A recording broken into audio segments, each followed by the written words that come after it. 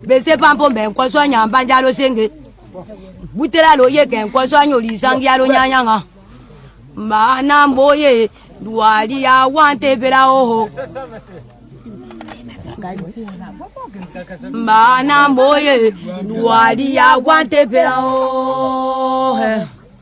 Mesdames et messieurs, chers amis de la diaspora, bonjour ou bonsoir, selon l'heure que vous nous recevez chez vous.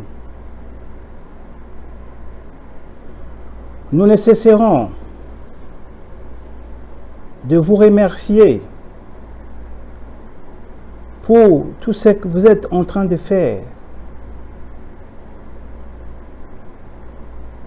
afin de partager, de commenter et d'analyser ce que nous sommes en train de faire. Encore une fois, nous vous demandons de vous abonner massivement à l'émission L'Œil des enseignants et vous ne serez jamais déçus. Ici, nous voulons encore saluer ou remercier de façon particulière l'ingénieur Guy Ngondo Matata, notre manager, qui, malgré ses multiples occupations, a voulu sacrifier de son temps pour nous servir et pour que nous soyons bien reçus chez vous. Nous saluons aussi notre ami Jean-Pierre Kalala de Dallas pour ses multiples contributions, mais aussi notre conseiller, l'économiste Dodi Kabwe. Mes chers amis, pour ce qui est de l'information,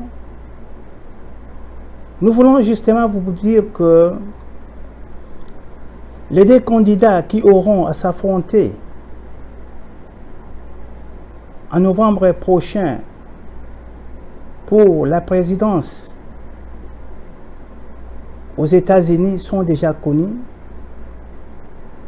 Il s'agit du président sortant Donald Trump pour les républicains et de l'ancien vice-président de Barack Obama, Monsieur Joe Biden.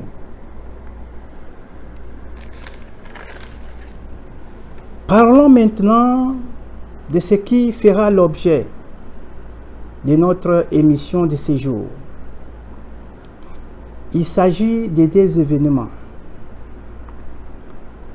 Comme vous le savez, mes chers amis, la semaine du 24 au 29 était marquée par deux grands événements en République démocratique du Congo. Il s'agit, premièrement, de la remise des titres de voyage et des visas d'études pour les lauréats, les 10 lauréats s'il vous plaît, qui devraient aller en France pour les études par la fondation Denise Nyakeru Tshisekedi. Et le deuxième événement de la semaine était la passation des tests de fin d'études de l'école primaire dans notre pays appelée TENAFEP. Pourquoi nous revenons sur ces deux événements? C'est tout simplement parce que ce sont les événements qui font partir de la valorisation de notre système éducatif, de la valorisation de nos élèves, de la valorisation de nos étudiants. Et tout ce qui participent à cette valorisation sont les bienvenus et seront toujours à l'honneur dans nos émissions.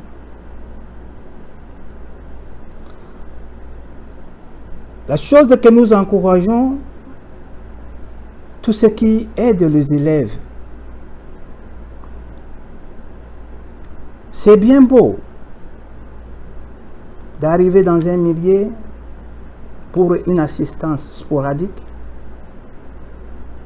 mais nous ici, nous parlons beaucoup plus sur l'investissement, sur la personne, sur l'élite de demain. Et cette personne que nous vous demandons à investir, cet élève-là, c'est cet étudiant-là qui est à côté de toi, qui est à travers le pays. Nous vous demandons sans cesse d'intervenir pour ces personnes-là. Mes chers amis,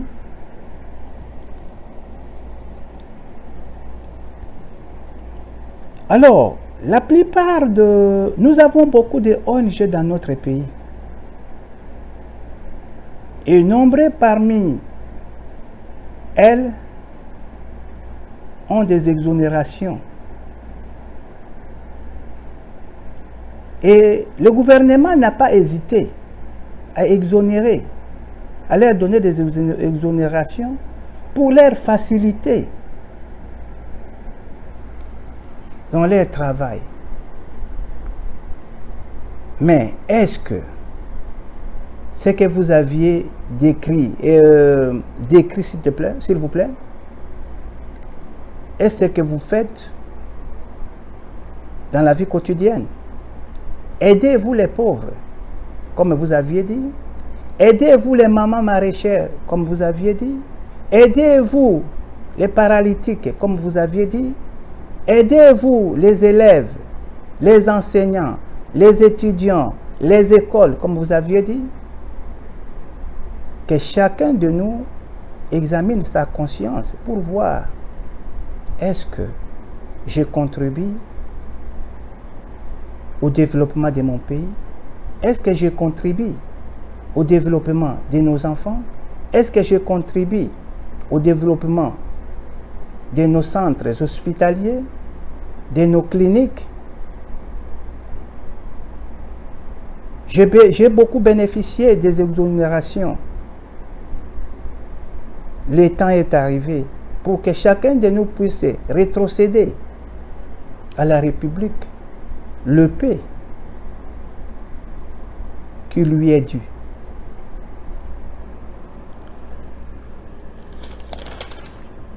Aujourd'hui, nous voulons féliciter,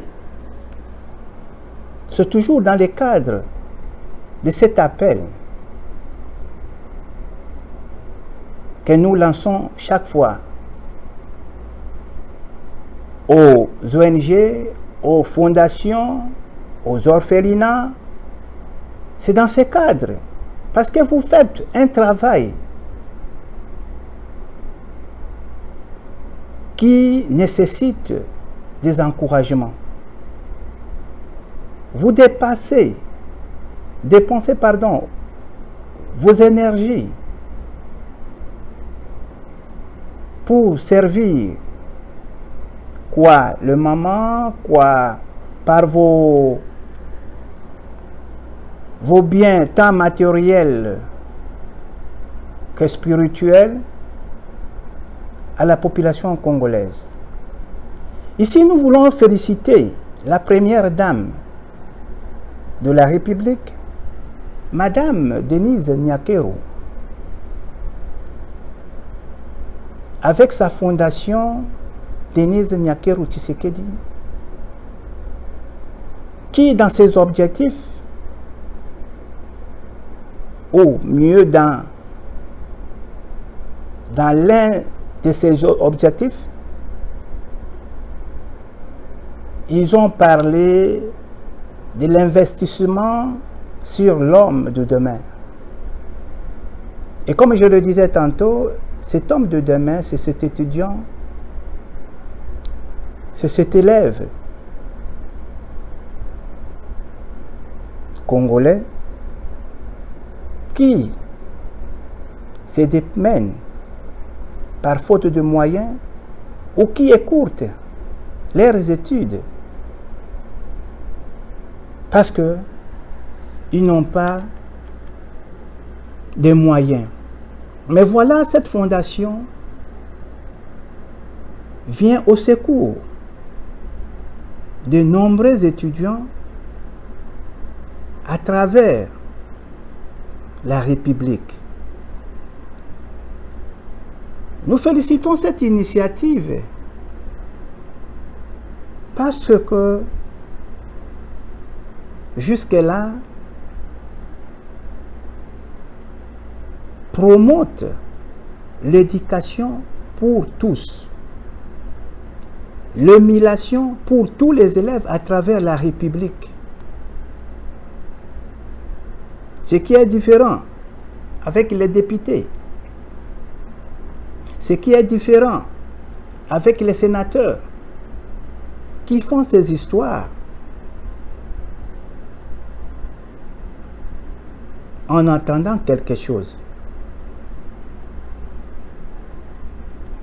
Nous vous avions dit que cette émission a le caractère apolitique. Peu importe, peu importe la personne qui se met au service des élèves et des étudiants et qui aide les enseignants à mieux préparer nos élèves, nous allons les encourager et nous allons parler d'eux et pourquoi pas les féliciter. La fondation Denis Nyakeru avait remis des titres de voyage et des visas d'études aux 10 lauréats parmi les 114 sélectionnés. Vous savez qu'au mois de février, il y avait une cérémonie où 114 élèves étaient sélectionnés pour la bourse locale et à l'étranger. Et là, c'est le premier pas qui s'est fait pour l'année académique 2020-2021. 10 parmi ceux-là ont reçu du main de son Excellence, Monsieur le Président de la République, et devant les ministres de l'enseignement primaire, secondaire et technique et de l'enseignement supérieur, des titres de voyage pour la France. Mes chers amis, et c'est pour ça, nous allons vous laisser suivre cet événement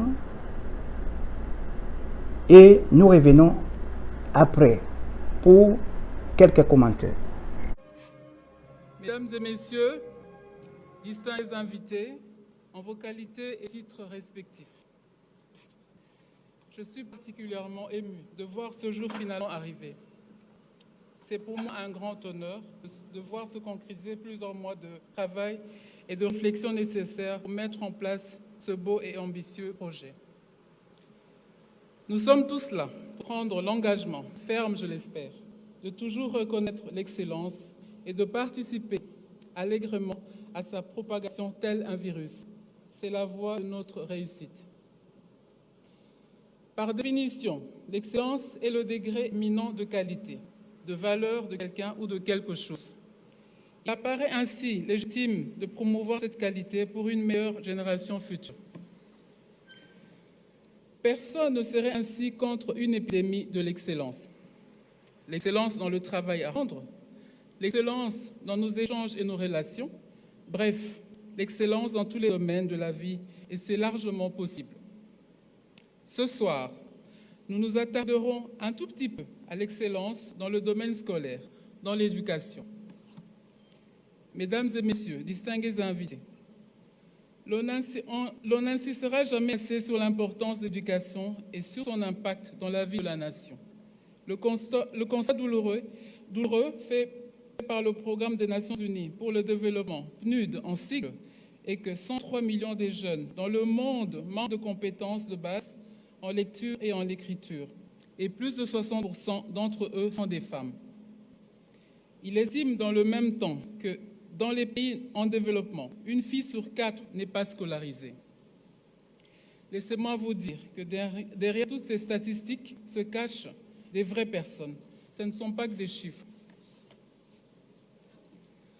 L'objectif 4 de l'agenda 2030 des Nations Unies considère que l'un des piliers les plus solides et éprouvés du développement durable est une éducation de qualité pour tous.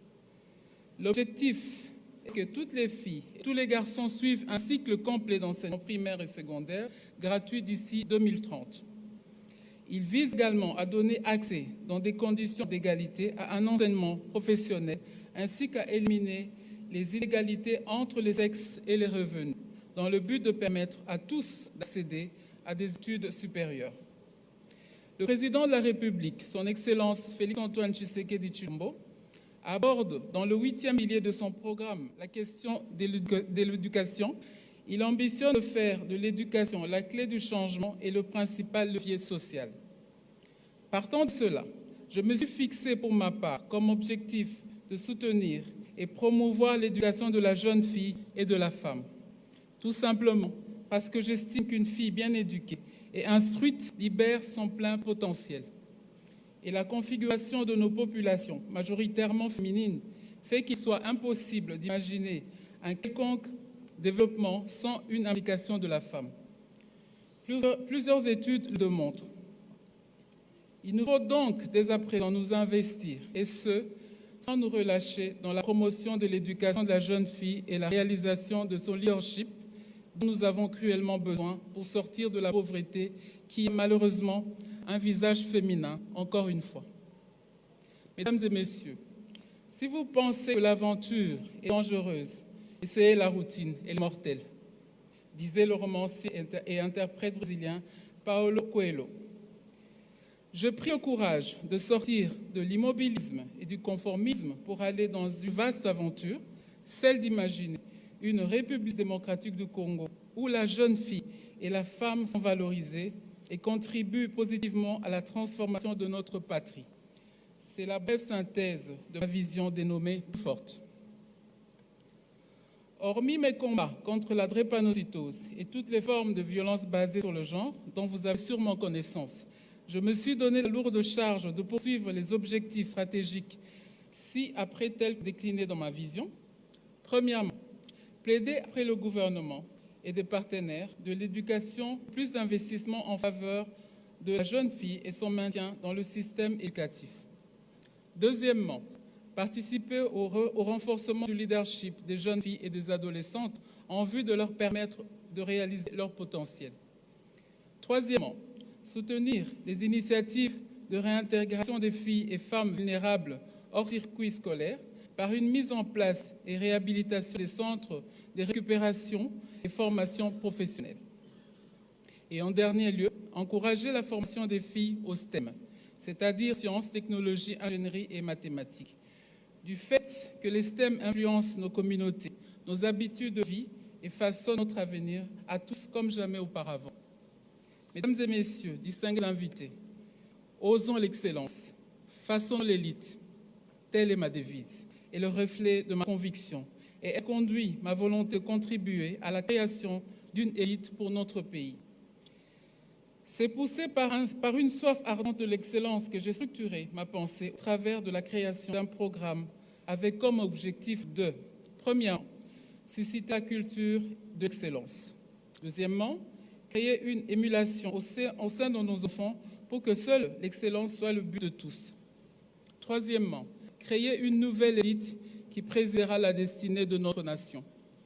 Ce programme s'appelle Excellencia. Il s'agit d'un prix de l'excellence scolaire, un programme de ma fondation. Il va porter sur l'octroi d'une bourse d'études supérieures sur 5 ans, localement ou à l'étranger, aux élèves ayant réalisé de belles performances aux épreuves d'examen d'État. Des réflexions sont en cours pour l'octroi des bourses au niveau master et doctorat. Ce programme n'est pas particulièrement genré, mais une préférence est accordée aux candidatures féminines pour les candidats compétences égales. Le maintien de la bourse est bien sûr assorti de conditions. Il est évident que si nous voulons créer une élite, la rigueur doit être de mise. Les lauréats boursiers seront tous accompagnés tout le long de leur cursus et c'est l'opérateur Campus France qui se chargera de lauréats boursiers en France. Je tiens à remercier de tout cœur l'ambassade de France en RDC d'avoir accepté d'accorder à nos lauréats la bourse de couverture sociale, bourse de l'État français. J'ai vu l'engouement de partenaires, visibles comme cachés, à soutenir cette œuvre. Je vous suis infiniment reconnaissante. Je lance solennellement l'invitation à tout autre partenaire à également nous accompagner. Je tiens à remercier et surtout féliciter le gouverneur des provinces et autres bienfaiteurs qui ont offert à leur propre initiative des bourses d'études à quelques-uns de nos compatriotes. Ceci en droite ligne avec les propos du président de la République qui a dit « Aussi petit soit l'impact de l'action que vous pouvez prendre, elle reste importante pour atteindre l'objectif, le changement. Contribuons au changement dès maintenant en adoptant l'excellence. » Chers lauréats, je crois en vous et en vos rêves, car le futur appartient à ceux qui croient en la beauté de leurs rêves, disait Eleanor Roosevelt. Je pense sincèrement que vous représentez cette élite à laquelle notre pays aspire. Vous provenez de divers horizons, de tous les recoins de notre pays et des différents milieux sociaux, ce qui constitue notre force et c'est la raison pour laquelle je refuse que vous considériez votre condition de vie comme une fatalité. La preuve, vous êtes ici ce soir dans ce beau cadre grâce à votre persévérance et dévouement dans les études. Vous rendez vos parents très fiers de vous et votre communauté vous compte parmi les dignes filles et fils. Je ne voudrais surtout pas que vous considériez comme des privilégiés, mais soyez cependant des serviteurs de cette nation qui vous reconnaît aujourd'hui. Tenez-vous debout en toute humilité, relevez le défi de faire de ce pays, bon béni de Dieu, encore plus beau qu'avant. Encore une fois, je crois en vous, le pays croit en vous. Ne nous décevez pas. Les guerres, les épidémies, les difficultés de la vie ne vous ont pas arrêté. Je ne vois pas ce qui pourrait le faire aujourd'hui. Ne dit-on pas que c'est la dernière clé du trousseau qui ouvre la porte? Ne vous découragez donc pas et travaillez encore plus dur, car à partir d'aujourd'hui, toute la nation aura les yeux rivés sur vous. Mesdames et messieurs, distingués invités, j'ai toujours considéré ma vision plus forte comme un train dans lequel j'invite tout le monde à embarquer et y prendre confortablement place. Mon rêve est qu'Excellencia, mon bébé, devienne également le vôtre. L'objectif étant noble, je ne peux pas m'imaginer qu'il en soit autrement. Permettez-moi de citer à nouveau le président de la République. Vous l'aurez compris, il est ma source d'inspiration. Il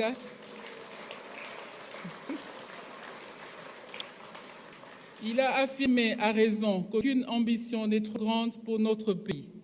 L'émergence passe à l'implication de tous. Acceptons de relever le défi.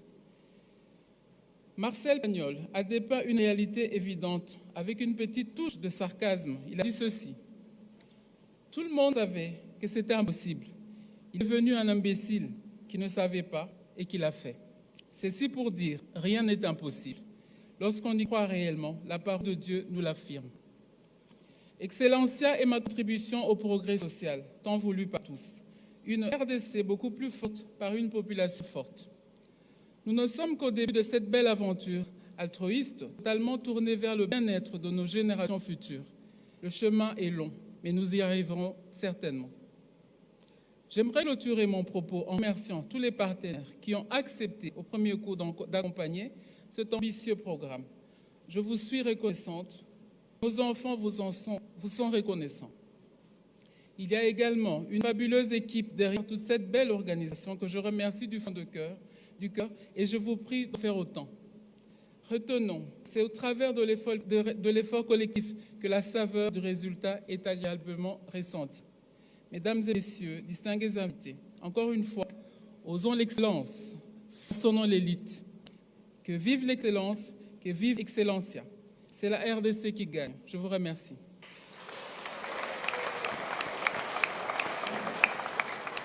Sans plus tarder, nous allons, sous vos applaudissements, inviter son Excellence, Monsieur le Président de la République, à venir donner des trophées honoraires à deux de nos lauréats, qui sont en premier Adili Mboa Ariel, qui a réussi au Sud Kivu avec 91%. Nous applaudissons pour lui.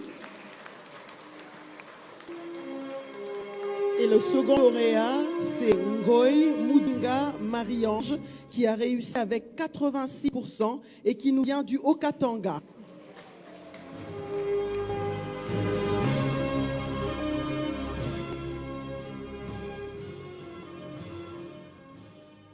Nous invitons les lauréats à venir et rapidement, ils vont recevoir leur écharpe Excellencia de la part du président et être félicités pour cela.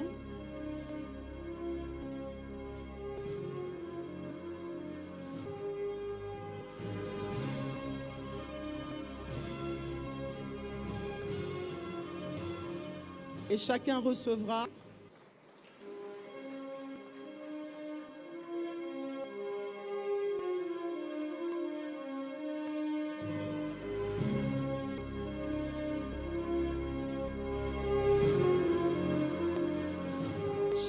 va recevoir aussi un trophée et un certificat.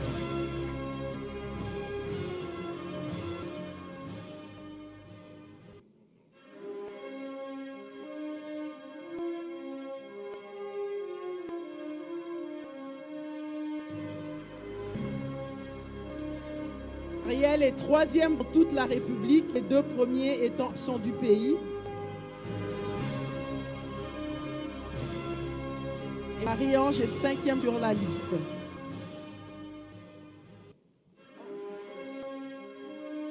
Et les trophées, Monsieur le Président?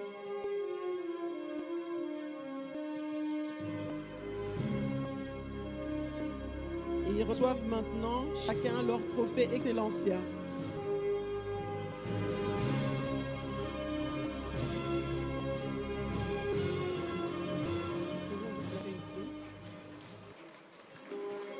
Est-ce que nous pouvons applaudir mieux que ça? Ils sont parmi les meilleurs du pays. Certains viennent des coins les plus reculés et ils ont excellé chacun dans sa discipline.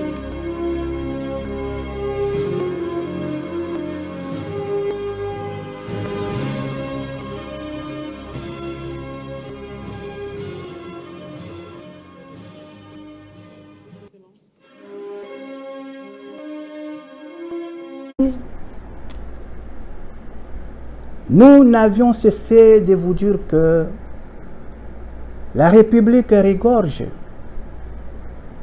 des génies et des talents qui ne cherchent que votre soutien. Imaginez un élève, celle-là c'est une élève disons, qui a fait 92% aux examens d'État. Cette personne, parfois, est confrontée à des difficultés financières. Mais le Dieu congolais a touché le cœur d'une femme avec sa fondation pour parler, pour s'intéresser de la vie de ces démunis. Mes amis, je vous invite à faire de même. Nous voulons ici vous mettre en garde. Vous disiez, non, c'est la politique. Non, nous ne faisons pas la politique. Je ne passerai jamais ici pour féliciter un homme politique si ce n'est pas dans le cadre des actions sur les élèves, sur les étudiants, sur les enseignants. Alors, vous venez de voir des bourses d'études qui ont été remises. Et nous voulons ici mettre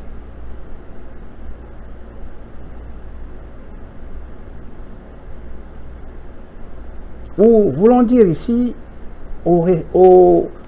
à tous ces bénéficiaires, aux lauréats, s'il vous plaît, voulons vous donner un peu quelques conseils. Vous n'avez rien fait, alors rien, pour mériter ça. Si ce n'est pas étudié. Oui, certes, combien ont étudié? Et combien ont la vocation? Vous n'aviez même pas rêvé un jour aller étudier à l'étranger. Mais aussi, étudier à l'étranger, c'est facile, mais c'est difficile parce qu'il faut avoir des moyens. Et voilà aujourd'hui qu'une fondation, au lieu de s'investir sur les commerces, au lieu de s'investir sur les constructions, mais cette fondation s'investit sur la personne. Vous êtes, si vous me permettez, le cobaye de toute une génération.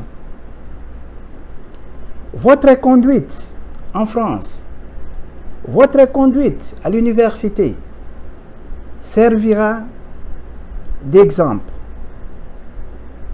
pour permettre aux autres de vous suivre ou alors arrêter cette aventure des bourses pour les élèves au Congo. Vous serez sollicité par beaucoup de vos familles, par beaucoup de vos amis, à des pratiques qui souvent compromettent. Là, je vais vous dire, on va vous dire, non, écoutez, comme vous êtes arrivé ici, ne vous en faites pas. Yondengo yewa, fokozonga lisusu te.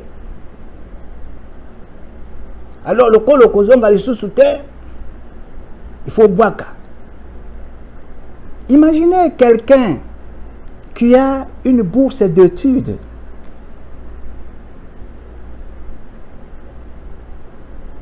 Qui va se mettre dans l'aventure d'immigration.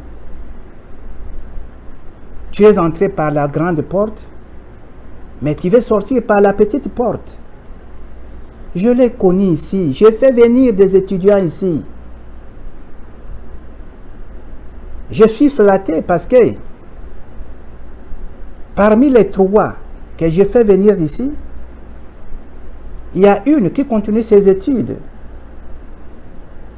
à l'université de Texas Arlington et l'autre qui continue ses études à l'université de Massachusetts, ici aux États-Unis. Je suis flatté. Mais le 3e, qu'est-ce que je n'ai pas vu? Aussitôt arrivé,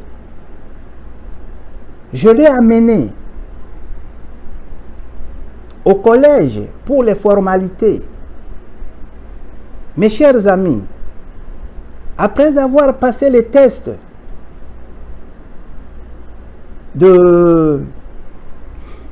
d'anglais, parce qu'il fallait passer le test d'anglais pour voir à quel niveau on devrait le placer, les tests qui étaient aussi concluants, alors qu'on devrait passer des examens médicaux sur la tuberculose et sur la méningite.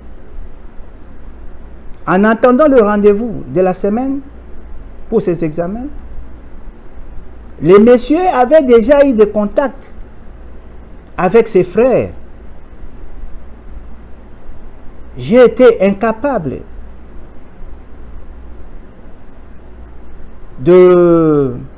d'attendre le monsieur me dire, bon, Virgile n'a voyagé lobby. Ok, wapi, tu vas me mettre dans un problème ici. Ok, wapi, oh, viens na Keimen, na Keiboa Kisakuna. A mon dit, bah, para, bazan, la moyenne, ngai, moyenne, le cola na komiawa, na kendo boa kisa. Voilà des choses que nous faisons lorsque de jeunes gens arrivent pour les études. C'est ainsi que je voulais un peu insister sur ça. Vous aurez des tentations, hormis les histoires des Kouba qui sont d'immigration là, vous aurez, surtout les filles,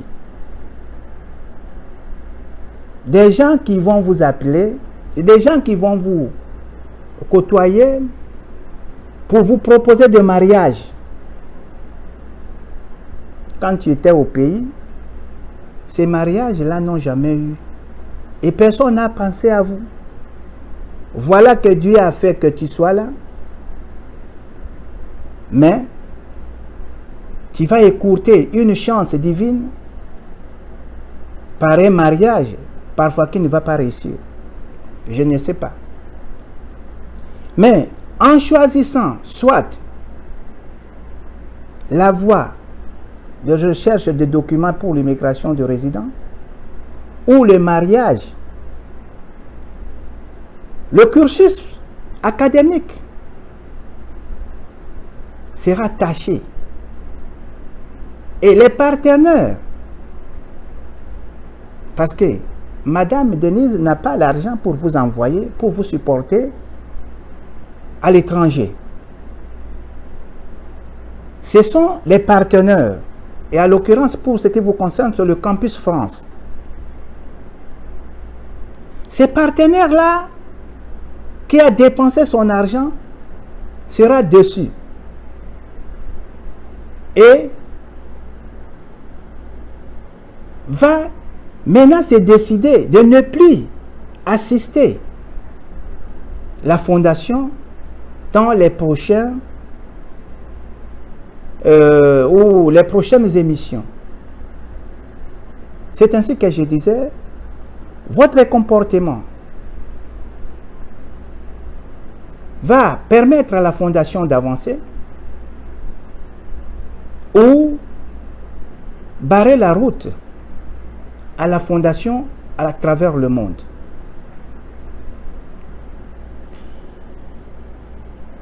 Je crois, mes chers amis, nous avions beaucoup parlé de ça. Et que vous, si vous suivez cette émission à Liège, et là je vois Madame Momo Nzelongo, prière de partager cette émission et prière de conscientiser les enfants qui viennent pour les études. Le pays a besoin d'eux. À ce point, nous voulons maintenant passer au deuxième événement qui s'était déroulé dans notre pays. Il s'agit là de la passation de l'examen ou du test de fin d'études primaires TENAFEP. Cet examen aujourd'hui qu'on appelle TENAFEP, à notre époque, ça s'appelait examen sélectif. Et je crois tous ceux qui ont fait ou tous ceux qui ont été à l'école à notre époque se souviendra de cet examen qui était vraiment d'une valeur impossible. Parce que sans cet examen, quel que soit ton pourcentage, tu ne peux pas aller au secondaire ou au cycle d'orientation à l'époque. Est-ce le cas? Ça reste à vérifier. Le TENAFEP a bel et bien eu lieu, bien que le nombre de participants nous est encore mystère. On nous a donné le nombre de participants par province, Kinshasa, machin, mais nous, Kinshasa, c'est une partie de la République. Il ne faut pas focaliser toutes les choses sur, pour si vous parlez au nom du ministère, parler au nom de la République. Parce que j'ai l'impression que vous donnez plus d'importance à Kinshasa qu'en dehors de toute la République. Et pour paraphraser ce que je dis ici, il a été observé que le meilleur des résultats pour ce que nous venions de parler, des examens d'État sortaient de l'intérieur du pays. L'élève Adil qui avait fait 92% l'année passée n'était pas de Kinshasa. Et vous verrez que le nombre plus de participants ou le nombre des enfants qui font beaucoup de points aussi viennent de l'intérieur du pays. Et lorsque vous passez pour parler de l'éducation, parlez pour la République. Aussi, dans cette histoire, nous voulons aussi parler de cette différenciation ou de cette discrimination. Même dans le paiement des enseignants. Vous savez que les enseignants de Kinshasa touchent plus que les enseignants de l'intérieur. Qui vous a dit qu'à l'intérieur, on ne loue pas des maisons? Qui vous a dit qu'à l'intérieur, on ne prend pas les transports? Je crois que, comme nous cherchons à faire un état de droit, ces enseignants-là qui ont choisi de servir à l'intérieur sont aussi capables de travailler à Kinshasa. Donc, il ne faut pas décourager ceux qui se démènent tant soit peu à l'intérieur du pays. Imaginez si tous les enseignants cherchaient à travailler à Kinshasa. Comment cela allait se faire? Ça, ce n'est qu'une parenthèse. On y reviendra à l'émission prochaine pour parler des salaires des enseignants et surtout parler encore des histoires des nouvelles unités. Alors, le nombre parmi les finalistes des écoles privées comme publiques qui ont passé cet examen ne nous a pas été communiqué. Peut-être plus tard. Mais quels sont les abus que nous avions constatés lors de cette passation du TENAFEP 2019-2020? Nombre des élèves des écoles privées, j'insiste, privées, n'ont pas passé cette épreuve par motif de n'avoir pas soldé le frais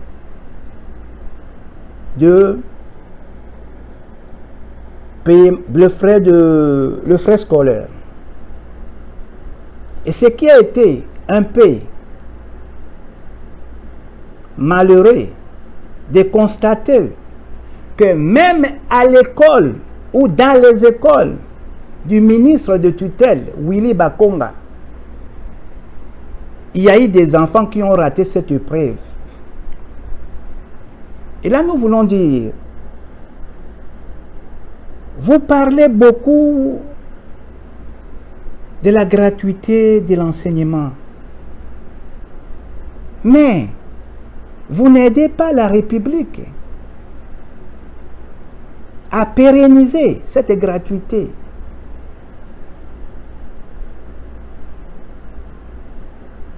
Je me souviens quand on était, quand j'ai donné encore cours au collège Saint-Robert de Barumbu, on ne voulait pas pénaliser les élèves pendant les épreuves des examens d'État. Et à l'unanimité, nous avions décidé Parce que les Minerval, c'est payé par trimestre.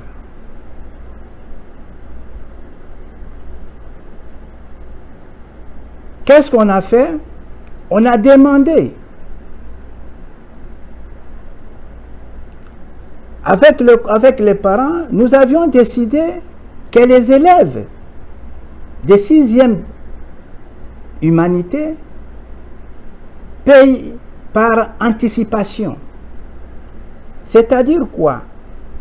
Pendant que les autres payent le premier semestre, le premier trimestre, et ils étaient obligés de payer le premier trimestre avec la moitié du deuxième trimestre.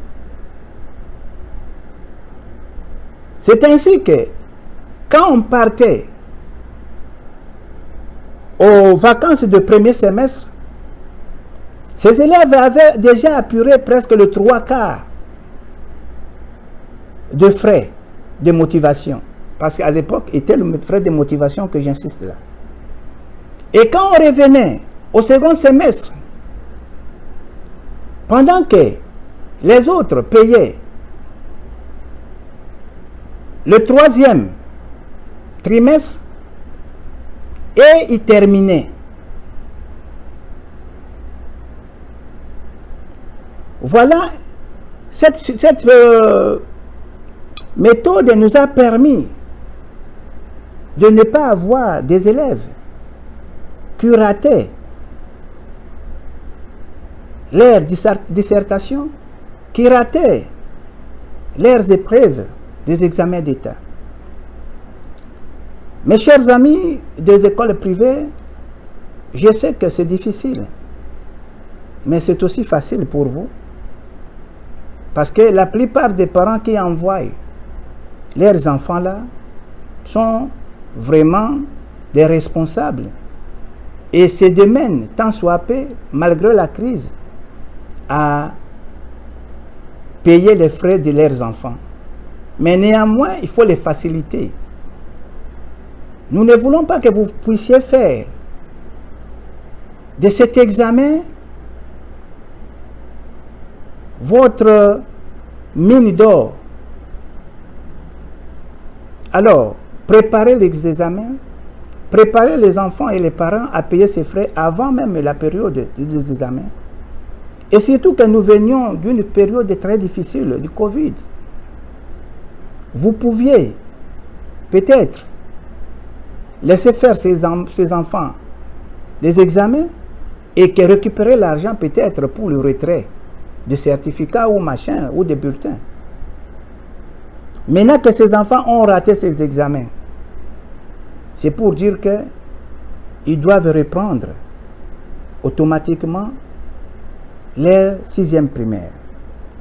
Que vive la République démocratique du Congo et que l'enseignant soit valorisé. Je vous remercie. Bese pampo mbenko so nyamba njalo senge. Butela lo ye kenko so anyo lisangi alo nyanyanga. Mana mboye duali ya wante pela oho. Mana mboye duali ya wante pela oho.